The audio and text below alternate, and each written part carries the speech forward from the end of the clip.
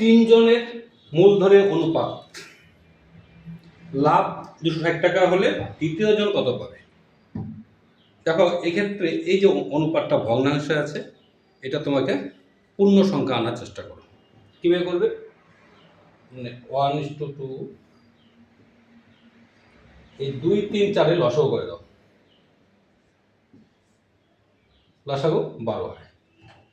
এবার প্রত্যেককে 12 দিয়ে গুণ করো। 6, 4।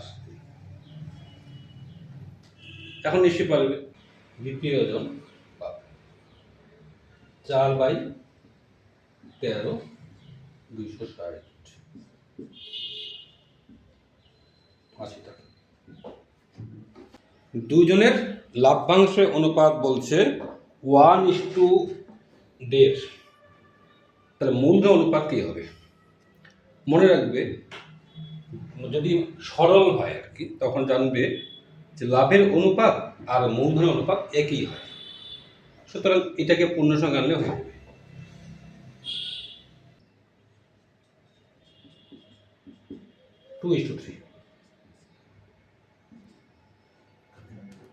এ ও বি এর মূলধন অনুপাত 4:3। এর লাভ 80 টাকা হলে বি কত? একটু আগে বললাম লাভের অনুপাত আর মূলধন অনুপাতটা কি হয়? একই হয়।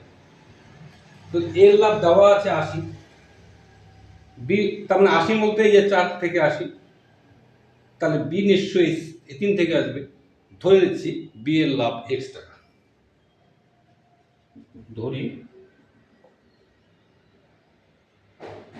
বি এর লাভ x টাকা। সুতরাং তাহলে এটা হচ্ছে তোমার মূলধন অনুপাত, আর আমরা লাভের অনুপাতটা করে নিচ্ছি 80:x। লাভের অনুপাত 4:3 মূলধন অনুপাত।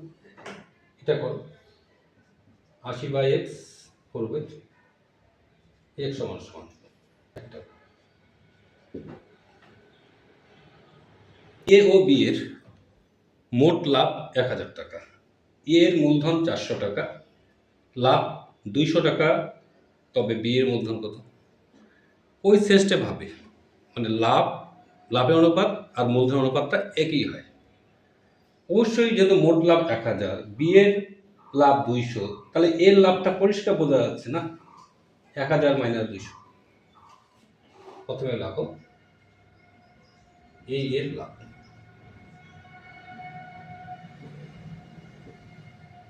800 টাকা। এর মূলধনটা আমি ধরে নিচ্ছি, ধরি এর মূলধন x টাকা।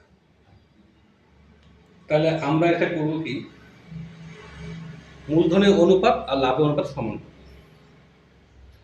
যেটা x ধরা আছে এটা আগে লিখি, মূলধন x, তার মানে এটা এর মূলধন x, তাহলে x ইজ টু বি এর মূলধন কত আছে? বি এর মূলধন 400 সমান সমান এর লাভ কত আছে? এর লাভ হচ্ছে 800 আর বি লাভ 200। x/400 সমান সমান 800/200। 800। এই শেষ থেকে আমি একটা বইয়ের অঙ্ক করাচ্ছি। এখানে বলছে তিনজনের মোট মূলধন দেওয়া আছে, বছরের শেষে জয়ন্ত, অজিত, কুণাল লাভ হয় 800, 1000, 1200। মূলধন জয়ন্তর কত? তাহলে লাভ দেওয়া আছে, নিশ্চয়ই লাভগুলোর যে অনুপাত 800:1000:1200, নিশ্চয়ই এটাই মূলধন অনুপাত। দেখতে পাবো মূলধনের অনুপাত 4, 5, 6। তাহলে মোট মূল্য দেওয়া আছে 1500। সুতরাং জয়ন্তের মূলধন, প্রথমে জয়ন্ত আছে, সুতরাং 4/15 ইন্টু 1500 হয়ে গেল। এ ও বি এর মূলধন অনুপাত হচ্ছে 2:3, বি ও সি এর হচ্ছে 4:5। তাহলে এর লাভ বি অপেক্ষা 50 টাকা কম হলে মোট লাভ কত? আমরা এখানে আগে অনুপাত বের করি, এ বি সি। এটা আমরা এভাবে বের করেছি, এ ইস টু বি হচ্ছে 2:3, B is to C 4:5। The cutting করো,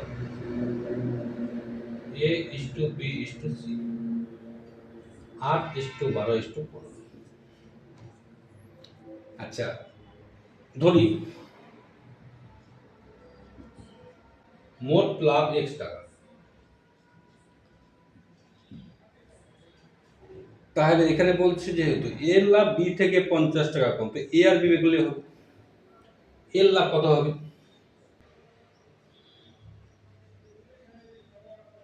বি এর লাভ মাইনাস এ এর লাভ সমান সমান 50। বির লাভ কত হবে? 12/35 এক্স মাইনাস 8/35 এক্স সমান সমান 50। ব্যাস, এটা সমাধান করলেই হয়ে যাচ্ছে। এ এর মাস হিসাবে মূলধন নিশ্চয়ই 500 × 6, আর বি এর মাস হিসাবে মূলধন কি হবে? 600 × 4। তাহলে অনুপাত করে নাও, 500 × 6 = 600 × 4।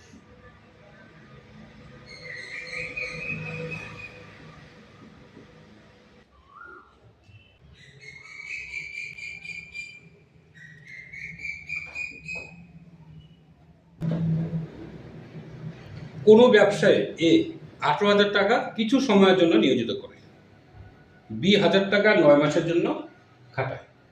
উভয়ের লাভ সমান হলে এ কত দিন খাটিয়েছে? সমান লাভ বলা আছে, সুতরাং মূলধন সমান, অবশ্যই মাস হিসেবে মূলধন। দেখো, এ যদি ধরো এ এক্স মাস খাটায়, ধরি, তাহলে এর যে কার্যের মূলধনটা কি হবে? নিশ্চয়ই 18,000 × এক্স হবে কিনা? তাহলে এক্স মাস খাটায় এত টাকা, আর বি বলছে 9 মাস খাটায় 1000 টাকা। এখান থেকে এক্স করলেই হয়ে যাচ্ছে। দেখো, বলছে এ বি সি এর লগ্নিকৃত মূলধন অনুপাত হচ্ছে 3:4:6, প্রাপ্ত লাভের অনুপাত 3:9। তার সময় অনুপাত কত?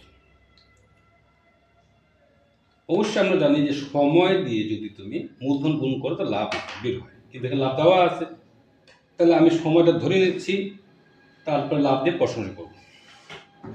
ধরি এ এক্স মাস, বি ওয়াই মাস ও সি জেড মাস খাটায়। সুতরাং প্রশ্ন দেওয়া যেতে পারে,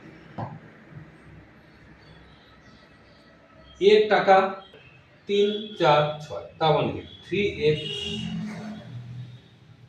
এটা হচ্ছে এর লাভ। বি এই যে এটা হচ্ছে মূলধন, ওয়াই খাটে, তাহলে কি হবে? 4y 6z সমান সমান কি হবে বলতো? 3:2:9। চলো, এবার থাকলে পারো কি করতে হয়? 3x/3, 4y/2, 6z বাই, এটা বাই এটা, মাঝেরটা বাই মাঝেরটা, শেষেরটা বাই শেষেরটা। তাহলে কি থাকছে? x সমান সমান কি থাকছে? 8/3 সমান সমান কি ধরে নিচ্ছি? তাহলে x সমান সমান k, y সমান সমান k/2, z সমান সমান 3k/2। তাহলে কি দাঁড়াচ্ছে? x y z, k 2:1:3। বইয়ে যেগুলো আছে সবগুলা দিয়ে চেষ্টা করো।